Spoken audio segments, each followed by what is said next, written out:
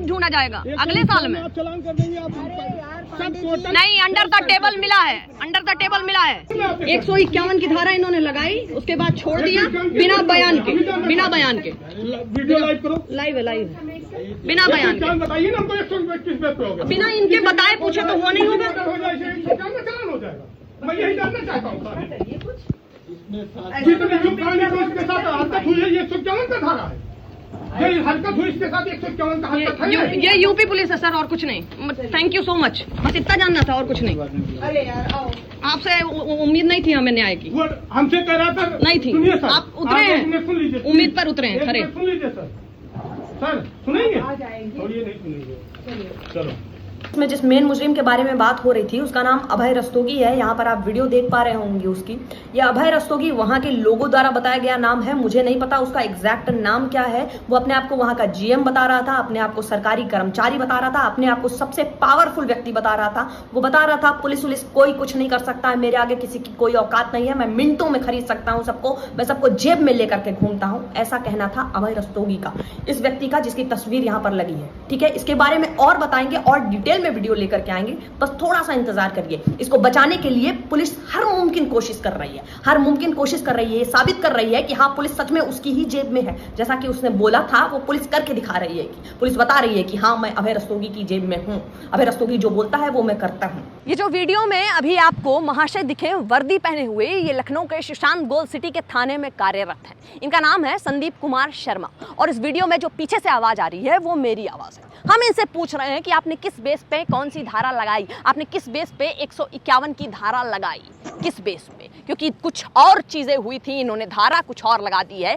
अगले को बचाने के लिए, अगले को बचाने के लिए। बात 1 मई की है, 1 मई पे कुछ ऐसी चीजें हुई, कुछ ऐसी दिक्कतें परेशानी हुई, तो हमने इनको कॉल किया कि सर लखनऊ पुलिस है, सुशांत गोल्ड सिटी पुलिस है, सर आपकी मदद चाहिए, कृपया करके आप आइए, आप आइए। 112 पे कॉल किया, 112 वाले आए, फिर उन्होंने इनको बुलाया, गोल्ड सिटी वाले पुलिस वालों को बुलाया। मैंने कहा सर ऐसा ऐसा बात है, ये मसला है, ये चीजें हैं। तो सबसे पहले ये हम पे ही हावी होने की कोशिश करते हैं कि अरे तुम्हें क्या पता, तुम्हें कैसे पता, ये क्या होता है, वो क्या होता है। मैंने कहा सर मेरे पास वीडियो है, मेरे पास सारे प्रूफ है, मेरे पास सारे ऑडियो है, मेरे पास सारी फोटोज है। तो उसके बाद इनको थोड़ा सा वो पड़ता है, लेकिन फिर भी ये टाल मटोल घुमाने की कोशिश करते हैं। ये ऐसी कोशिश करते हैं कि एफआईआर इनको ना लिखनी पड़े, क्योंकि इनको अगली पार्टी मोटी पार्टी दिख रही थी, मोटी पार्टी दिख रही थी, पैसे वाली पार्टी दिख रही थी। तो इन्होंने अपना पूरा कोशिश किया कि एफआईआर ना लिखनी पड़े।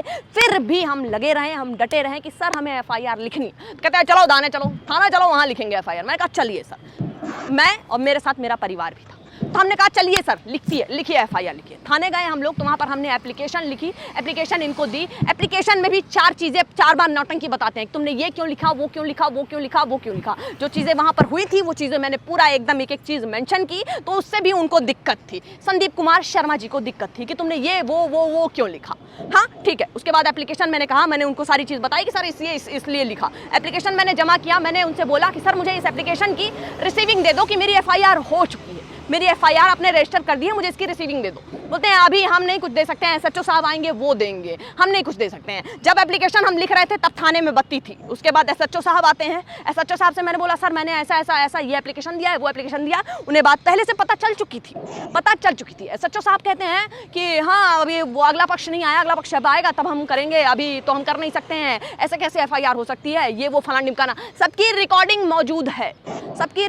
मौजूद है, वो ऐसा कहते हैं। फिर उसके बाद वो थाने से निकल जाते हैं। फिर 1 घंटे 2 घंटे 3 घंटे इंतजार करने के बाद फिर हम इनसे शर्मा जी से कहते हैं कि सर हमें रिसीविंग दे दीजिए, हम जाएं घर, हमारे भी कुछ काम है, हमें भी कुछ करना होता है ना, कि हम पूरा दिन थाने में नहीं बैठ सकते हैं। बोलते हैं लाइट तो आ नहीं रही है। मैंने कहा ये चीज़ें इस कैमरे पे बोल दीजिए। मैंने कैमरा ऑन किया, मैंने बोला इस पर बोल दीजिए हम चले जा रहे हैं। बोलते हैं हाँ ठीक है। फिर उसके बाद इनका फिर से वैसा ही व्यवहार हो जाता है, बदतमीजी वाला शर्मा जी का, कि हाँ बोल रहे हैं ऐसा करके वो बाहर निकल जाते हैं। ठीक है, तो यहाँ पर एफआईआर नहीं लिखी जाती है। जहाँ मैंने कैमरा खोला तो इनको थोड़ा सी चीज़ लगी कि हाँ अब तो मामला बिगड़ सकता है। मैंने वीडियो शूट किया, पूरा थाना खाली करके, ये सब पुलिस वाले बाहर घूम रहे थे, वीडियो शूट किया, हम निकल गए वहाँ से। हम चले आए अपने परिवार सहित घर चले आए।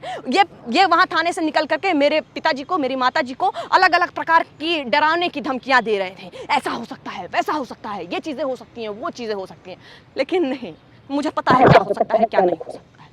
हम चले आए घर, सारी चीज़ें रिकॉर्ड है मेरे पास, सारी चीज़ें रिकॉर्ड है। हम घर चले आए, 7 से 8 बजे के आसपास इनका कॉल आता है कि मैडम बताइए एफआईआर ये क्या चीज़ें हैं। मैंने उनको बताया, उसमें हमारी कोई बात नहीं हुई थी, कौन सी धारा लगेगी कौन सी धारा नहीं लगेगी, इन्होंने मुझे कुछ भी नहीं बताया था।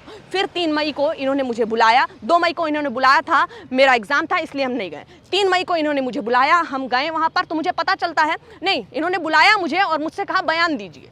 हम बयान दे रहे थे, मेरे पिताजी ने पूछा कौन सी धारा लगाए हैं। जो एक शख्स था, मेन मुजरिम अभी तक नहीं आया है। 1 मई से लेकर के 3 मई हो गया, अभी तक मेन मुजरिम वहां पर दिखा भी नहीं है। मेन मुजरिम को नहीं पकड़ा जा रहा है, जो गरीब है, जो कुछ कर नहीं सकता, उसको पकड़ा गया है। उस पर भी ऐसी धारा लगी है कि सुबह लगाओ शाम को छूट जाओ, सुबह लगाओ धारा शाम को छूट जाओ।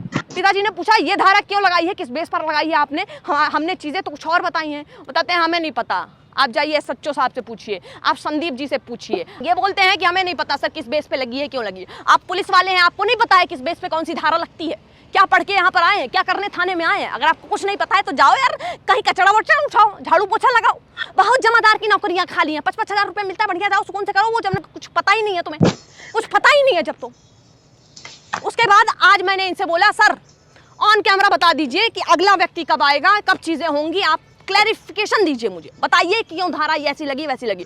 तो बोलते हैं कि तुम्हें बुलाया किसने, तुम्हें बुलाया किसने यहाँ पर। मैंने बोला आपने बुलाया है चौकी पर, आपने बुलाया। बोलते नहीं हमने नहीं बुलाया है, थाने में जाइए एसएचओ से मिलिए। मैंने पूछा सर एक चीज़ बताइए कितने रुपए मिले हैं ऐसा बोलने के लिए, कितने रुपए मिले हैं। अगला मुंह घुमा लेता है, क्यों जवाब नहीं देता है, इसका जवाब दीजिए, क्यों जवाब नहीं देता है। एसएचओ साहब से गए, बोले उनसे 1 मई को मिल चुके थे, आज 3 मई को फिर से मिले, फिर से पूछे, फिर से बताएं। कहते हैं हमें तो पता ही नहीं था, धारा 151 लगी है, उन्हें पता ही नहीं है, बिना उनके सिग्नेचर के धारा लग गई।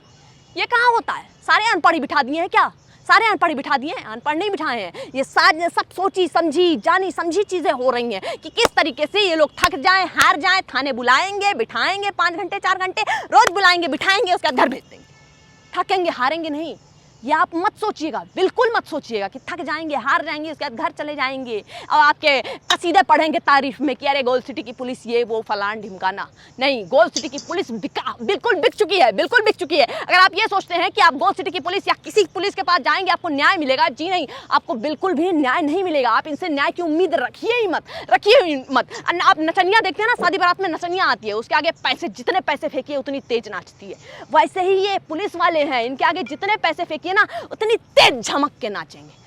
जो पैसे फेंकेगा उसका काम फटाफट होगा। आप चाहे जितने सच्चे हों, आप चाहे जितने अच्छे हों, आप चाहे जितना न्याय मांगे, आपको न्याय नहीं मिलेगा, नहीं मिलेगा। मेरी अपील है, मेरी रिक्वेस्ट है ब्रजेश पाठक जी से, योगी आदित्यनाथ जी से, कृपया करके इस पर कुछ एक्शन लें। मेरे पास पूरी बात है, हर बात की रिकॉर्डिंग है, हर चीज़ की रिकॉर्डिंग है, हर चीज़ की रिकॉर्डिंग है। इस पर एक्शन लीजिए। अगर आप लोग ये सोच रहे हैं कि हम चुप होकर के बैठ जाएंगे तो नहीं, अभी प्रॉपर पूरी वीडियो अपलोड होगी, पूरी वीडियो अपलोड होगी। मुझे सवाल पूछना है अंजनी जी से, मुझे सवाल पूछना है संदीप जी से, क्यों एक्शन नहीं लिया आपने। आज 3 मई होने जा रहा है, आपने कौन सी धारा लगाई है और किससे पूछ के, जब बयान ही दर्ज नहीं हुआ है तो धारा कैसे लग गई। बिना बयान के कहाँ धारा लगती है। आप अपने हिसाब से धारा लगाएंगे क्या, आप अपने हिसाब से धारा लगाएंगे। आप केस दर्ज करा रहे हैं, आप एफआईआर करा रहे हैं। और ये भी पूछना है कि कितने रुपए में बिके हैं, कितने रुपए में बिके हैं, बताइए। अगली बार के लिए मैं भी देखूं, ध्यान रखूं, उतना कमा लूं कि हाँ खरीद पाऊं।